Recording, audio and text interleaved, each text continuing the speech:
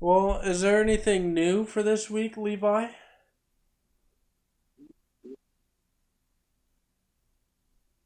For this upcoming New week? is, so something new is Chris Jones has actually signed a 1 year deal with the Kansas City Chiefs, ending his holdout. So expect to see him in week two.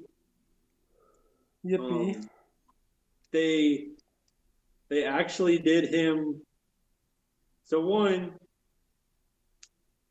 I think he needs a new agent because his agent was using him.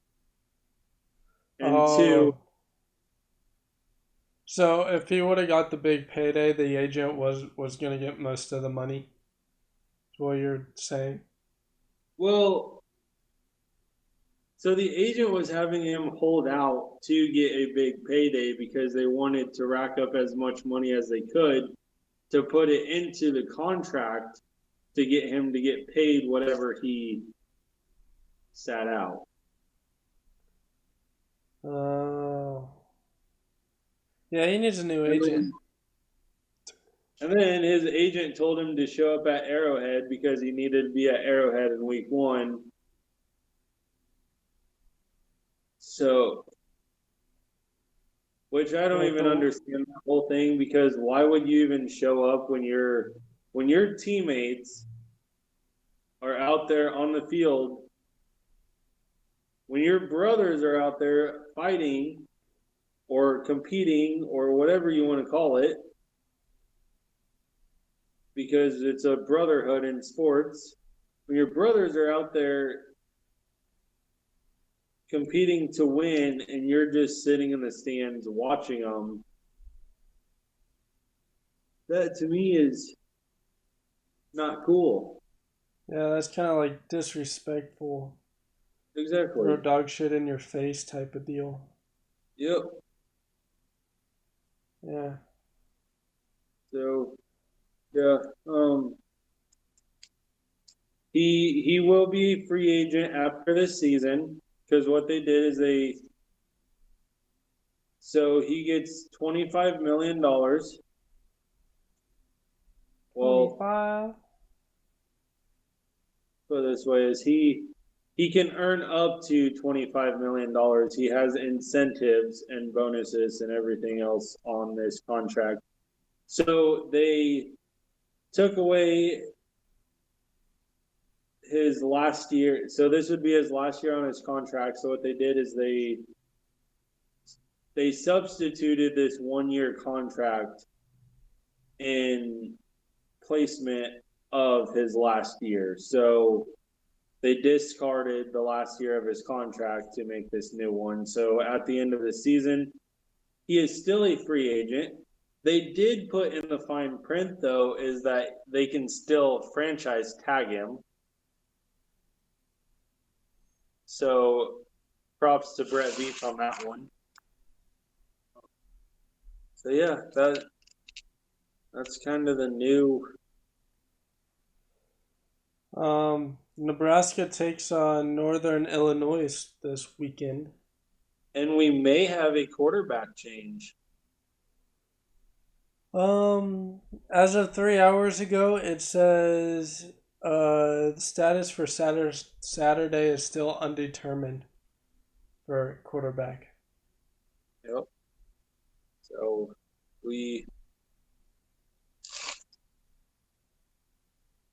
I we mean, we are they need to like just have both quarterbacks or all quarterbacks just go out there and play like a series at a time and see who does it better. yeah. And then whoever does it better just ends up getting winning the starter spot. Yeah. So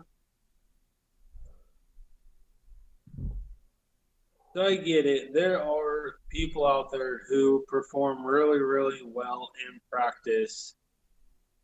And when it comes to game day scenarios, they flop. Hmm. And there are other people out there who are real, like they don't do very well in practice, but they shine in the spotlight. Now, so let me add a correction here.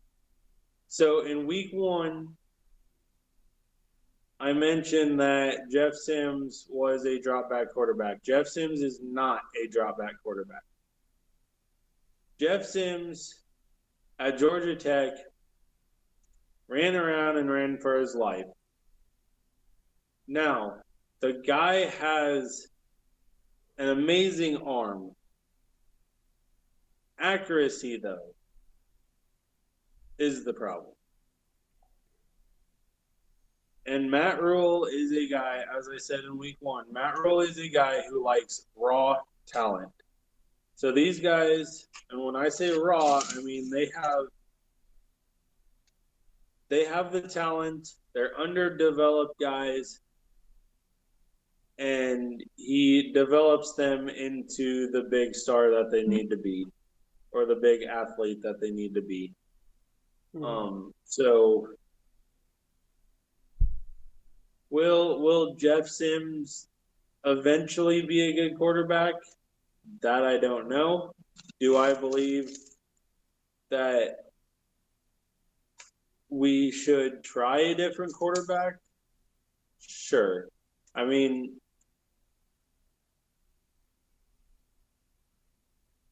Jeff Sims has had,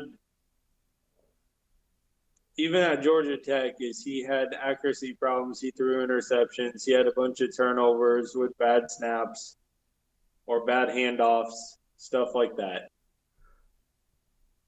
We have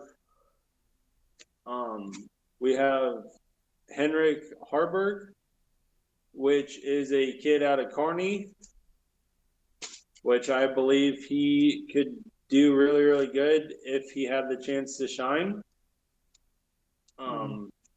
The other person we have is Chubba Purdy, which for those of you who don't know who he is, that would be Brock Purdy's brother. Brock Purdy was the quarterback at Iowa State, and he is now the quarterback for the San Francisco 49ers.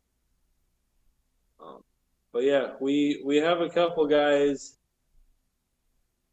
and ultimately I believe Harburg would be the best fit for us, because Harburg was a guy that, yes, he is listed as a quarterback, but when Matt Rule came in, Harburg was one of the guys that was willing to switch positions for the better of a team.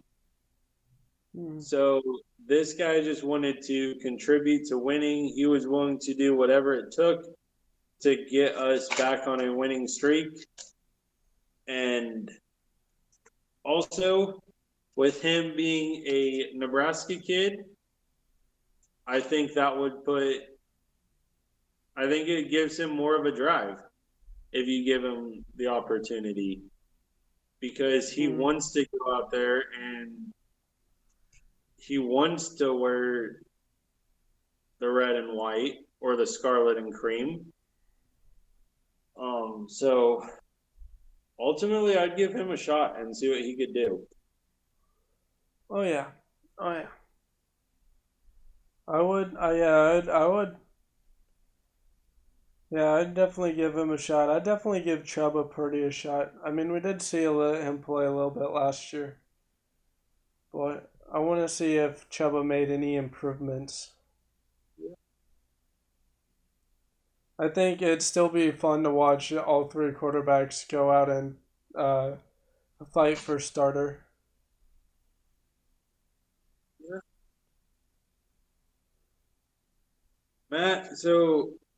Matt Rule is one of those guys that, like, I can tell there's a lot of frustration already with Husker fans. And Matt Rule is one of those guys that he's not going to change a program overnight. That's not what Mhm. Matt Rule does. Matt Rule likes developing players, and he likes to build a foundation. So Matt Rule, the best way I can describe Matt Rule is, and if anybody's in the military, they will understand this, is year one is like basic training, and where he tears you down, he builds you up to where he wants you. Year two is like AIT, where you go and you learn, like, you already have your job, you know, like, now that you have the basics down, you go and you learn your job. Year three is you get thrown, like, you already have all the fundamentals, you already have all the knowledge, and you get thrown out into the work field. And yeah, that's how. So with our schedule, I am hoping that we go 6-6 because we have a pretty easy schedule in the Big Ten. Granted, we did not start off the way that I had hoped, but I also understand that at Temple he had a 2-win season, and then he went on to have a 6-6 season, and then a back-to-back 10-win seasons. And then he went to Baylor. Baylor had 1 year or 1 win the first season. Then he had 7 wins in year two, and year three he had 11 wins and made it to the Big 12 championship. So, I Yeah. mean, I don't know. I'm I'm getting tired of hearing all this backlash on Matt Rule when we all know how his first years go. Yeah. So, I hear more backlash on changing the quarterback more than I hear backlash on Matt Rule. and I honestly believe that I mean, and Matt Rule is one of those guys that he doesn't go out and try to win games in year one. He experiments with players. He Hmm. likes to experiment in year one to figure out where they fit best. So if we see a Yeah. quarterback change, I'm not going to be shocked because he's like, okay, we've seen what Jeff Sims can do, and we've seen him in 2 games already. What are we going to be able to see? And I mean, what can Heinrich Harburg do, and what can Chuba Purdy do? And if he wants to rotate those guys out, do it and Hmm. see. See what happens. Yeah, see, I'm going to go on a little bit of a rant here, but You have time. what? I was like, do you have time? I'll make it quick. Alright. So, one of my biggest pet peeves with Scott Frost was we had Adrian Martinez and we had Luke McCaffrey. And and it always seemed like, granted, Adrian probably was the better quarterback, the probably a more talented of the two, but it seemed like Luke had people that, like, they wanted to play for Luke. Hmm. And so and I understand, like, Scott Frost kind of had this whole like dual quarterback system between the two, but what really annoyed me was I went with good friends of ours to the Iowa Hawkeye game and oh, I can't remember what year this was, but we watched. I would go out there and I'd watch Adrian Martinez go 3-and-out. And then you'd put Luke McCaffrey out there and he would get a couple first drives. And then the next series, it'd go Adrian Martinez 3-and-out again. Or there was even one play where I looked to the guy next to me. And I told him, I said, if there was one play that should have been a touchdown, but he overthrew Stanley Morgan Jr., and I looked to the guy next to me and I said, if McCaffrey was in there, that would have been a touchdown. And sure enough, the next play, they throw McCaffrey in there. It's the same exact play. And we score. And guess what they do on the next series? They put Adrian Martinez in there. So I'm hoping is if Matt Rule changes quarterbacks or even wants to experiment. I mean, we have a couple. Our next two games are against really small schools and schools that don't get don't win a lot, don't get a lot of recognition. I mean, we got Northern Illinois, and then we got, I want to say, was it Louisiana Tech or something like that? Yeah, LA Tech. Yeah. So Louisiana, yeah. So, but like those teams aren't really big schools, and so there's not really much competition there. And so if you want to experiment with quarterbacks, do so. But if somebody gets momentum going, stick with that quarterback. Like even if you wanted to, I mean, I wasn't able to watch the second half of the Husker game due to our family wedding, our cousin getting married. But I know Harburg played a little bit. I know Purdy played a little bit. And I would actually like to know how they did. Not just like stat wise, but actually like know how they like actually watch them and see how they did.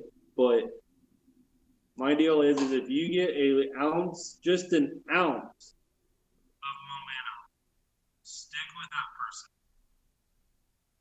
because that person is probably going to be the true leader, the true person gonna ultimately help you win games or close out games. That's all I got on that rant.